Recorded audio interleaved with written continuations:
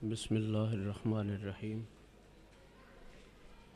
الحمد للہ رب العالمین الصلاۃ والسلام علی اشرف الانبیاء و امام المرسلین وعلی آلہ الطیبین الطاہرین واصحابہ یوم الدین اما بعد قال اللہ تعالی فی الکلامہ القدیم اعوذ باللہ من الشیطان الرجیم بسم اللہ الرحمن الرحیم وما ارسلناک الا رحمۃ للعالمین صدق اللہ مولانا العظیم وبلغنا رسولہ النبی الکریم الامین الرؤوف الرحیم ان اللہ وملائکتہ یصلون علی النبی یا ایہا الذین آمنوا صلوا علیہ وسلموا تسلیما۔ درود پڑھیے بآواز بلند۔ اللہم صلی وسلم علی سیدنا و مولانا محمد و آلہ الکرام و صحبہ اجمعین۔ الصلاۃ والسلام علیک یا سیدی یا رسول اللہ و علی آلک و اصحابک یا سیدی یا حبیب اللہ۔ باب جبریل کے پہلو میں ذرا دھیرے سے فخر کہتے ہوئے جبریل کو یوں پایا گیا۔ باب جبریل کے پہلو میں ذرا دھیرے سے فخر کہتے ہوئے جبریل کو یوں پایا گیا، اپنی پلکوں سے در یار پہ دستک دینا، اونچی آواز ہوئی عمر کا سرمایا گیا۔ بارگاہ علی جناب میں ہدیہ حمد اور ہدیہ درود و نعت کے بعد اس وقت ہم بزرگان بیربل شریف کے سالانہ عرس مبارک کی آخری نشست میں حاضری کی سعادت پا رہے ہیں۔ یہ مرکز علم بھی ہے اور مرکز عرفان بھی ہے۔ یہاں سے طریقت کے امور میں بھی رہنمائی کی جاتی ہے اور شریعت کے امور میں بھی تشنگان علم دور دور سے کشاں کشاں آ کر اپنے خالی دامن کو بھر کے واپس جاتے ہیں۔ خوش نصیبی اور خوش بختی اس خانقاہ اور اس ادارہ کی یہ ہے کہ پیکر حسن و جمال اور سراپہ علم و عمل حضرت صاحبزادہ پروفیسر محبوب حسین چشتی دامت برکاتہم العالیہ اس خانقاہ کے مسند نشین ہیں۔ جب خانقاہ نشین بے عمل اور بد عمل ہو تو پھر وہاں پر فیضان کے تمام راستے بند ہو جاتے ہیں، اور اگر صاحب سے زیادہ صاحب علم بھی ہو، صاحب عرفان بھی ہو اور با عمل شخصیت بھی ہو تو پھر جناب رسول کائنات علیہ الصلاۃ والسلام کا وہ فیضان ان مبارک سلسلوں سے جو صاحب سجادہ سے لے کر رحمت کونین علیہ الصلاۃ والسلام تک چلتا ہے، ہاتھوں کی زنجیر جو بنتی ہے، پھر وہ فیضان آتا ہے رواں دواں اور ہر آنے والے کے دامن کو بھرتا ہوا چلا جاتا ہے۔ صاحب سجادہ کا با عمل ہونا اور صاحب سجادہ کا با علم ہونا اور صاحب سجادہ کا با نسبت ہونا خوش آمدید۔ نعرہ تکبیر، نعرہ رسالت، نعرہ حیدری۔ میں تو سمجھ رہا تھا کہ حضرت ابھی دوسرے کیمپس میں تشریف فرما ہیں اور میں اپنی بات پوری کر لوں گا۔ جب صاحب سجادہ صاحب علم ہو، صاحب نسبت ہو اور صاحب عمل ہو تو پھر رحمت عالم علیہ الصلاۃ والسلام کا وہ مبارک فیض آنے والوں کے دامن کو بھرتا ہے، ورنہ آنے والے محروم واپس جاتے ہیں۔ آج خانقاہیں اجاڑ کیوں ہیں؟ درباروں پہ بے عملی اور بد عملی کی دعوت کیوں ہے؟ اور بڑے بڑے اولیاء اور صوفیاء اور صلحاء کے مزاروں پر آنے والے خالی دامن کیوں واپس لوٹتے ہیں؟ اس کی وجہ یہ ہے کہ صاحب سجادہ بے عمل بھی ہے اور بد عمل بھی ہے، بے عمل بھی ہے اور بے علم ہے۔ جاہل کو اللہ کا عرفان نصیب نہیں ہو سکتا، جاہل ہمیشہ خالی رہتا ہے۔ یہ مرکز عرفان ہے، مرکز علم ہے۔ یہ محض رسم و رواج کا نام نہیں کہ آ کر بیعت کر لی جائے، میرے دادا ابو فلاں کے بیعت تھے میں بھی بیعت ہو جاؤں، میرے والد گرامی نے بیعت کی تھی میں بھی بیعت ہو جاؤں، ہمارا ہمسایہ اور ہمارا استاد بھی فلاں کا بیعت ہے، اس کے لیے ہم فلاں پیر کے بیعت ہو جائیں، اس مقصد کے لیے بیعت ہونا چھوڑ دیجئے۔ رسم و رواج کی ماری ہوئی پیری مریدی کو مسترد کرنے کی ضرورت ہے، کیونکہ یہ نہ رسم ہے نہ رواج ہے، بلکہ طریقت تو ایک نسبت ہے۔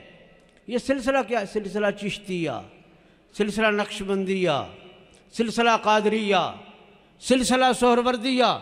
حضرت عربی کے استاذ ہیں، حضرت سے پوچھئے، سلسلہ کا معنی ہے زنجیر، اور یہ نقشبندیہ کیا ہے، یہ قادریہ کیا ہے، یہ سہروردیہ کیا ہے، یہ چشتیہ کیا ہے؟ یہ ان اولیاء، صلحاء، صوفیاء اور اولیاء امت اور مشاہیر ملت کے وہ مبارک ہاتھ ہیں کہ میرا ہاتھ میرے شیخ کے ہاتھ میں ہے، ان کا ہاتھ اپنے پیر کے ہاتھ میں ہے، ان کا ہاتھ اپنے شیخ کے ہاتھ میں ہے۔ چلتے چلتے یہ ہاتھ مولا مرتضیٰ سیدنا علی شیر خدا، شہنشاہ ولایت اور قاسم ولایت کرم اللہ تعالیٰ وجہ الکریم تک پہنچتے ہیں، اور مولا مرتضیٰ کا ہاتھ رسول اللہ کے ہاتھ میں ہے، اور حضور کے ہاتھوں کو اللہ نے اپنا ہاتھ قرار دیا ہے، ید اللہ فوق ایدیہم۔ یہ ہاتھوں کی زنجیر ہے۔ حضور پر نور شہنشاہ ولایت سیدنا غوث اعظم دستگیر رضی اللہ تعالیٰ عنہ کا ارشاد ہے، اس ارشاد کو یاد کیجئے، اپنے پلے باندھیے۔ ارشاد مبارک یہ ہے کہ جس شیخ کے اندر 4 خصوصیات پائی جاتی ہوں کم از کم، اس کے ہاتھ پر بیعت جائز ہے، اور جس کے اندر ان 4 میں سے کوئی ایک خوبی بھی کم ہو، اس کے ہاتھ پر بیعت روا نہیں۔ پہلی خوبی تو یہ ہے کہ شیخ طریقت جاہل نہ ہو، ان پڑھ نہ ہو، پڑھا لکھا ہو۔ اب تو پیر صاحب کو کہا جائے دعا مانگو، وہ دعا بھی منہ میں مانگتے ہیں، پتہ ہی نہیں کیا مانگ رہے ہیں کیا نہیں مانگ رہے، اور پھر ہر کارا ساتھ کھڑا وہ کر رہا ہے آمین آمین آمین۔ لوگوں بس جو جیسے دعا مانگنے والے جیسے سنانے والے جیسے سنانے والے۔ شعوری طور پر یہ چیزیں آپ پلے باندھیں تب فیض ملے گا۔ شیخ کو کم از کم، یہ میرا نہیں غوث اعظم کا فتویٰ ہے، ارشاد غنیۃ الطالبین نے فرمایا ہے، اور اعلیٰ حضرت فاضل بریلوی نے فتاوی رضویہ میں اس کو نقل کیا ہے۔ شیخ کم از کم اتنا عالم ہونا چاہیے، شریعت کا اتنا علم اس کو ہو کہ خود بخود کسی دوسرے بندے کی مدد کے بغیر آج خود شریعت کا مسئلہ، اپنے زمانے کا بڑے سے بڑا مسئلہ کتابوں میں سے آج خود حاصل کر لے، پڑھ لے، سمجھ لے، اور آگے سمجھانے کی استعداد رکھتا ہو۔ دوسری بات کہ اس کا سلسلہ شیخ سے لے کر جناب رسول کریم علیہ الصلوۃ والسلام تک منقطع ہوئے بغیر پہنچتا ہو۔ یہ ہاتھوں کی زنجیر رسول اللہ علیہ السلام تک پہنچے، راستے میں کہیں سے منقطع نہ ہو۔ تیسرا وہ بے عمل نہ ہو، جو کچھ اس نے پڑھا ہے اس پر عمل کرے، باعمل ہو۔ اور چوتھا قبر والا نہ ہو، بلکہ زندہ روح اور جسم کے ساتھ دنیا میں موجود ہو۔ قبروں سے بیعتیں جائز ہوتی تو کسی اور سے بیعت ہونے کی ضرورت نہیں۔ ہر کوئی مدینہ منورہ میں جا کر رسول رحمت علیہ الصلوۃ والسلام کی قبر اطہر پر رسول اللہ سے بیعت کر لیتا، جن کی زندگی اور جن کی حیات میں کوئی شک کی باقی نہیں ہے۔ تو یہ 4 خوبیاں۔ تو یہ خانقاہ یہ روایتی اور رسمی خانقاہ نہیں ہے، یہ محض روایت نہیں کہ 500 سال سے خانقاہ چل رہی ہے، 400 سال سے خانقاہ چل رہی ہے، نہیں، اس خانقاہ کا تسلسل 1450 سال سے چل رہا ہے، رسول کریم علیہ الصلوۃ والسلام تک چل رہا ہے۔ ہر شیخ کی قبر کا بھی حال معلوم ہے کہ اس شیخ کی قبر کہاں ہے، کس جگہ پر موجود ہے، کہاں سے آئے تھے، کتنا پڑھا تھا، کتنا پڑھایا تھا۔ یہ خانقاہیں تو پڑھنے اور پڑھانے کی، شریعت کے علم کو پھیلانے کی یہ کہ مراکز ہوا کرتے تھے۔ آج تعویذ بیچنے کی فیکٹریاں بن گئی ہیں، تعویذ بھی پرنٹڈ ہیں، چھپے ہوئے ہیں، کاٹ کاٹ کر بس بیچ رہے ہیں اور وصولیاں ہو رہی ہیں۔ نذرانے حاصل کرنے کا یہ مرکز نہیں۔ اگر صرف نذرانے حاصل کرنا، ہاتھ چموانا اور اپنی عزت و تکریم کروانا مقصود ہوتا تو سب سے بڑے سجادہ نشین اس کائنات کے اندر جو ہوئے ہیں ان کا نام ہے حضرت سید الشہداء والی کرب و بلا سیدنا امام حسین علیہ جدہ وعلیہ السلام۔ آپ مدینہ منورہ میں بیٹھے رہتے، ان کی خانقاہ سے بڑی کسی کی خانقاہ نہیں ہے، رسول کریم علیہ الصلوۃ والسلام کی خانقاہ سے بڑی کسی کی خانقاہ نہیں ہے۔ امام حسین وہاں بیٹھے رہتے، آپ نے مدینہ سے کیوں ہجرت کی مکے کی طرف، مکے سے کیوں سوئے کربلا چلے؟ انہوں نے شریعت کی حدود کی بالادستی کو قائم رکھنا تھا۔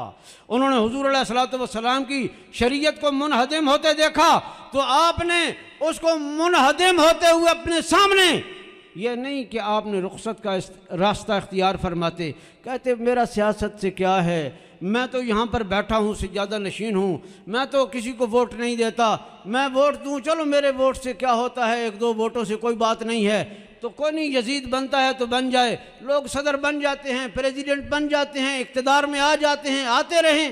نہیں، امام حسین نے یہ نہیں کہا، بلکہ امام حسین نے کہا یہ ووٹ دینا، کسی کو تسلیم کرنا، یہ اس کے ہاتھ پر بیعت کرنا ہے، اور جس نے رسول اللہ کے ہاتھ پر بیعت کیا ہے وہ کسی اور کے ہاتھ پر بیعت نہیں کر سکتا۔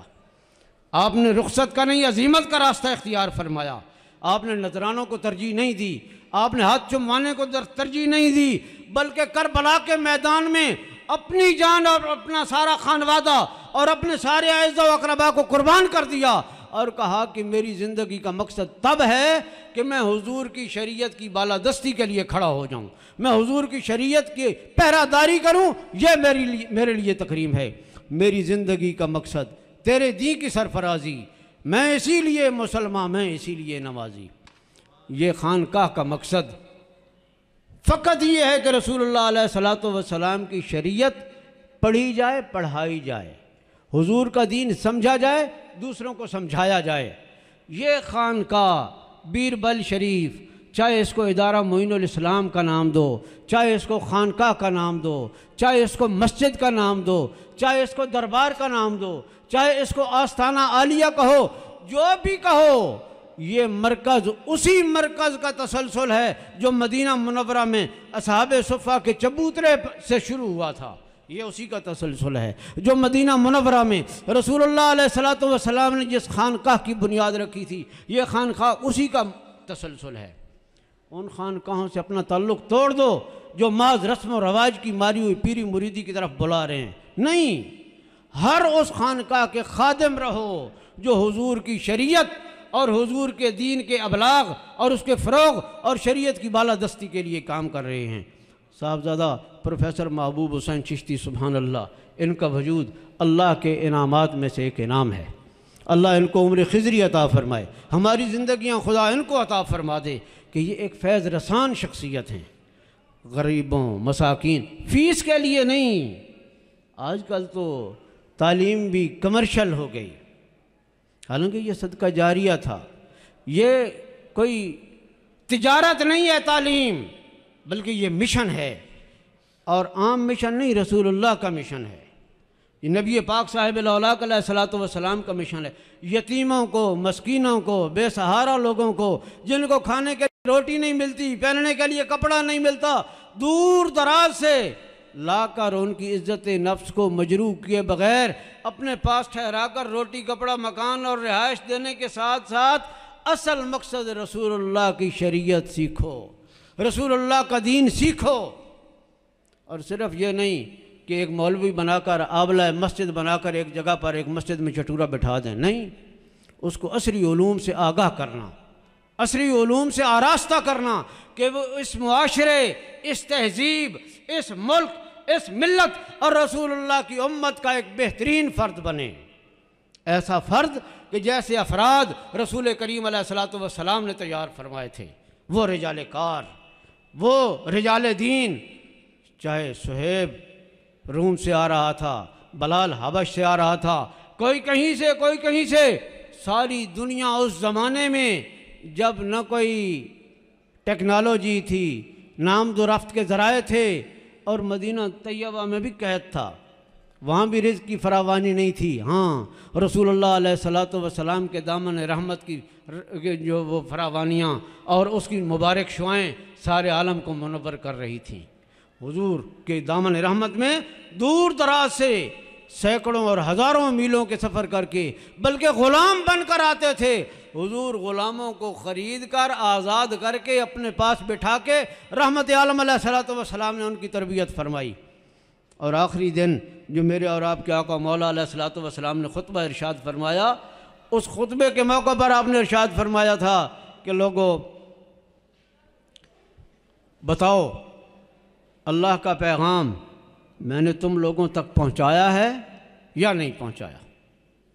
1,24,000 کا اجتماع تھا، حضور اونٹنی کے اوپر بیٹھے ہوئے تھے، کوئی لاؤڈ سپیکر نہیں تھا، کوئی ٹیلی کمیونیکیشن کے ذرائع نہیں تھے۔ 1,24,000 کا اجتماع، جیسی آواز پہلا شخص سن رہا تھا ایسی ہی مبارک آواز آخری شخص سن رہا تھا۔ اتباع کا عالم کیا تھا؟ اتباع کا یہ عالم تھا کہ سامنے ایک شخص کھڑا تھا، حضور نے اس کو ارشاد فرمایا بیٹھ جاؤ، فرمایا اس کو تھا۔ ایک شخص ابھی گھر سے نکل رہا تھا، مبارک کا معجزہ کہ قریب و دور والے سبھی برابر سن رہے تھے، اس نے بھی آواز سنی، یہ تو بیٹھ گیا۔ وہ گھر میں کھڑا تھا، اس نے بھی آواز سنی، وہ اپنے گھر میں بیٹھ گیا۔ یہ اتباع کا عالم تھا۔ اس نے سمجھا کہ رسول اللہ نے فرمایا ہے بیٹھ جاؤ، بس بیٹھ گئے۔ یہ مسلمان کا تعلق اپنے نبی کے ساتھ اس قدر ہونا چاہیے۔ یہ صحابہ کی زندگیاں اسی لیے نمونہ ہیں کہ حضور کی تربیت کا شاہکار ہیں وہ لوگ۔ فرمایا بیٹھ جاؤ، یہ یہاں بیٹھ گیا، وہ وہاں بیٹھ گیا۔ تو اس وقت دوسری مرتبہ پھر یہی سوال کیا، میں نے پہنچا دیا ہے اللہ کا پیغام؟ یا رسول اللہ پہنچا دیا ہے۔ تیسری مرتبہ پھر فرمایا میں نے تم لوگوں تک پہنچا دیا یہ پیغام جو اللہ نے مجھے دیا تھا تمہارے لیے؟ سب نے عرض کیا یا رسول اللہ پہنچا دیا ہے۔ پھر حضور نے جو ارشاد فرمایا اس پہ توجہ کیجئے۔ حضور نے فرمایا تم ایک دوسرے پر گواہ ہو جاؤ، اور اللہ تو ان پر گواہ ہو جا کہ جو پیغام تو نے مجھے ان کے لیے عطا فرمایا تھا میں نے پورا پہنچا دیا ہے۔ اب اگلی بات جس کے لیے میں نے یہ گزارش کی ہے، آپ نے فرمایا لوگو جو کچھ میں نے تم لوگوں تک پہنچایا ہے اب تمہاری ذمہ داری ہے کہ پھیل جاؤ روئے زمین پر، اور جو کچھ میں نے تم تک اللہ کا پیغام پہنچایا اس کو پہنچاؤ لوگوں تک، ان تک پہنچاؤ جو آج تک یہاں نہیں آئے یا جن تک ہمارا پیغام نہیں پہنچا۔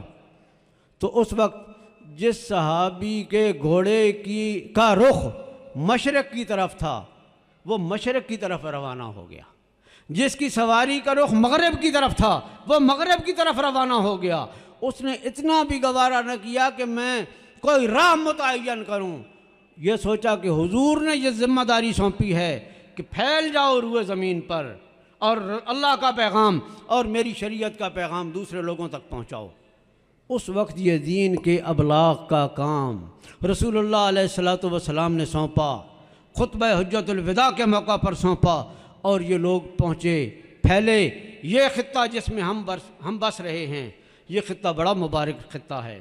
رسول کریم علیہ السلام بیٹھتے تھے، اس طرف منہ کرتے تھے اور لمبی لمبی سانسیں لیتے تھے، اپنا گریبان کھولتے تھے اور فرماتے تھے لوگو اس خطے سے مجھے ٹھنڈی ہوائیں آ رہی ہیں۔ وہ ٹھنڈی ہوائیں اس لیے آ رہی ہیں کہ اس خطے میں اللہ کے ولی موجود ہیں، رسول اللہ کے عاشق موجود ہیں، اس لیے ٹھنڈی ہوائیں آ رہی ہیں۔ یہ خطہ رسول اللہ کے مبارک قدموں میں موجود ہے۔ حضور علیہ السلام اپنی قبر انور میں لیٹے ہوئے ہیں، تشریف فرما ہیں، اور آپ کے قدمین میں یہ خطہ موجود ہے۔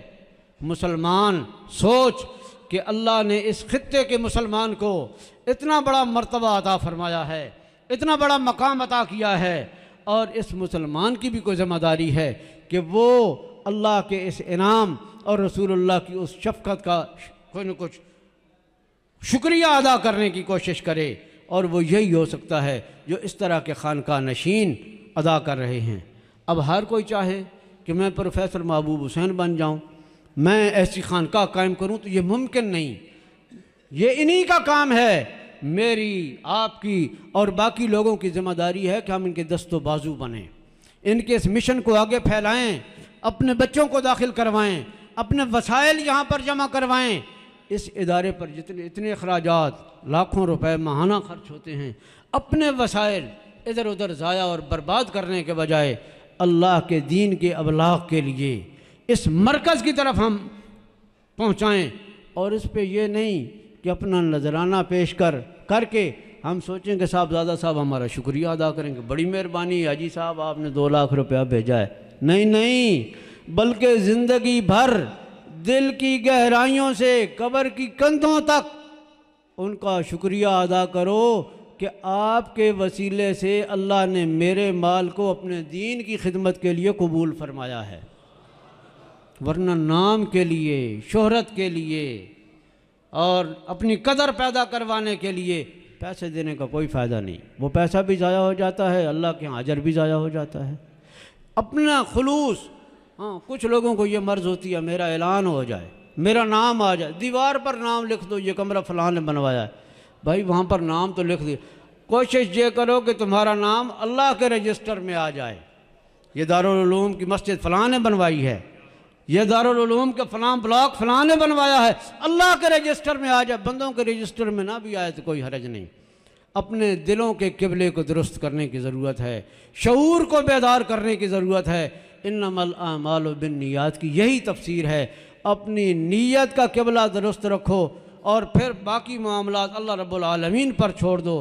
اللہ رب العالمین بہتر اجر عطا کرنے والا ہے، دنیا میں بھی آخرت میں بھی۔ اللہ رب العالمین اس اللہ کے برگزیدہ اور مقبول بندے کی عمر میں، علم میں، عمل میں، فیض میں بہت ساری برکتیں عطا فرمائے، تا دیر یہ ملک اور ملت اور یہ قوم ان کے فیضان سے فیض حاصل کرتی رہے، خالی دامن بھرتی رہے، جاہل علم حاصل کریں، ان پڑھ نور حاصل کریں، اور یہ معاشرہ اللہ اور اللہ کے دین کی برکات سے فیض یاب ہو۔ ہم اس دھرتی پر نظام مصطفیٰ کی بہار اپنی جاگتی آنکھوں سے دیکھیں۔ بہت بہت شکریہ۔ وما علینا الا البلاغ۔